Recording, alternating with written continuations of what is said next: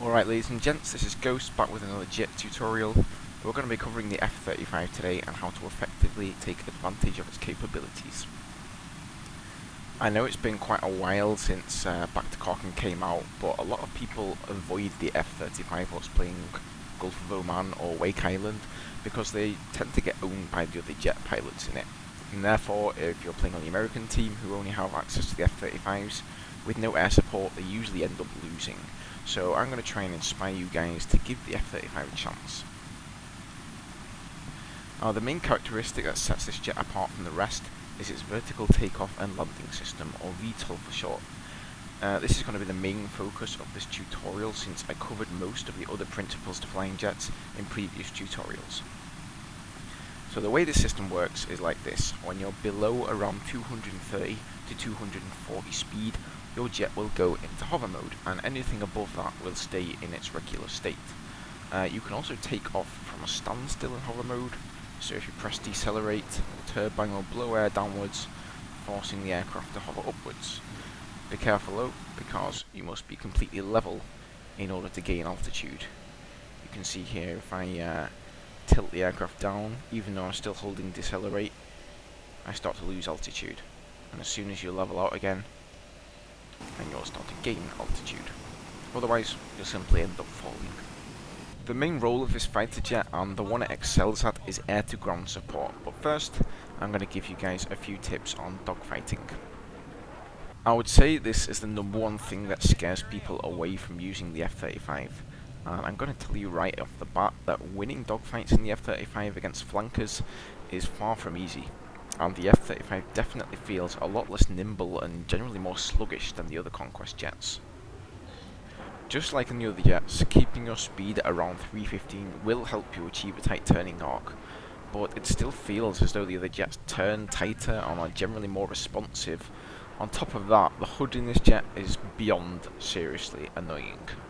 There are so many unnecessary curses there. I mean, really, do we need a cross, a big round circle, and a dot floating around? It's just downright confusing. So I spend a lot more time inside the cockpit whilst piloting the F-35 than I do in the other jets, and that's for one simple reason, and that is speed control. If you're in a dogfight and your speed drops below that crucial 230-240 range and hover mode kicks in, you effectively become a sitting duck. So you've got to become very proficient in controlling your speed correctly. I've sometimes used this hover mode trick, if you will, to my advantage by engaging hover mode only to watch the enemy flanker fly by me, since he can't slow down enough, and then in some cases I'm able to get on his tail. But this trick won't really fool any half-decent jet pilot, so I don't really recommend it. I find the easiest way to stay alive in the F-35 is really just to take no chances. So if I spawn and I see the enemy flankers are patrolling, I'm not going to go and engage them head on. Instead, I immediately fly close to the water and try and use the below radar perk to not alert them to my presence, so they're not going to see me on their air radar. And as soon as I get a chance, I close in on one of their tails and go for a kill. You really want to try and get a disable on the enemy jet before he even knows that you're on his tail. So, you know, be patient and wait until you have a good line of sight for a nice machine gun burst, and then just take him out in one foul swoop. Because, believe me, if you miss and he figures out what's going on, it's going to be a whole lot harder to kill him, especially since he's a lot more maneuverable than yourself. So, with the dogfighting talk covered, let's now talk about the main focus of this tutorial, which is not how hover mode can be a pain in the arse, but how you can actually use it to your advantage to take out ground targets. So what hover mode basically does is it effectively gives you a lot more airtime to attack a target, since you can slow down a lot more than in a regular jet. Oftentimes you'll have enough space to get off 3 full rocket pod barrages. This is really the first and most effective way that I find of using hover mode.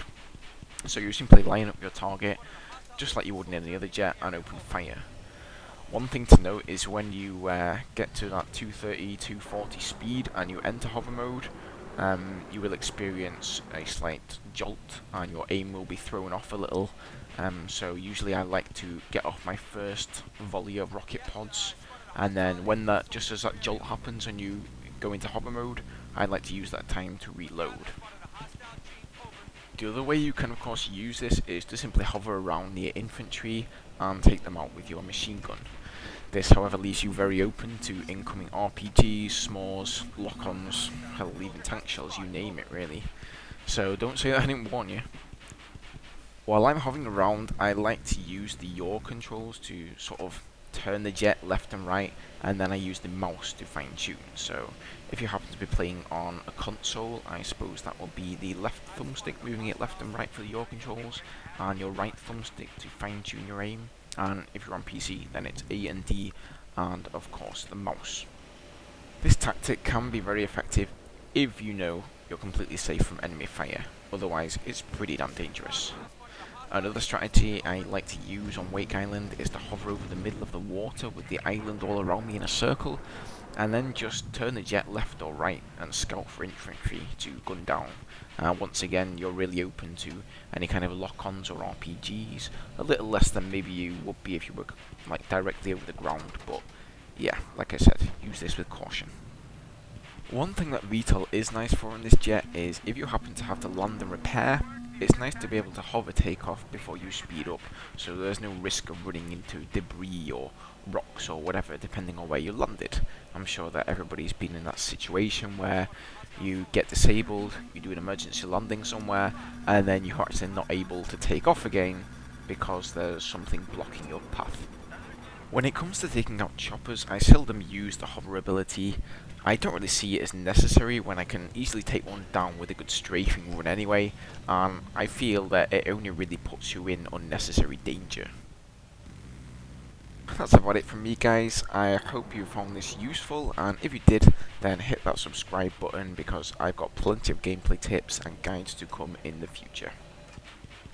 I've been Ghost, and I'll see you all soon for another video. Cheers.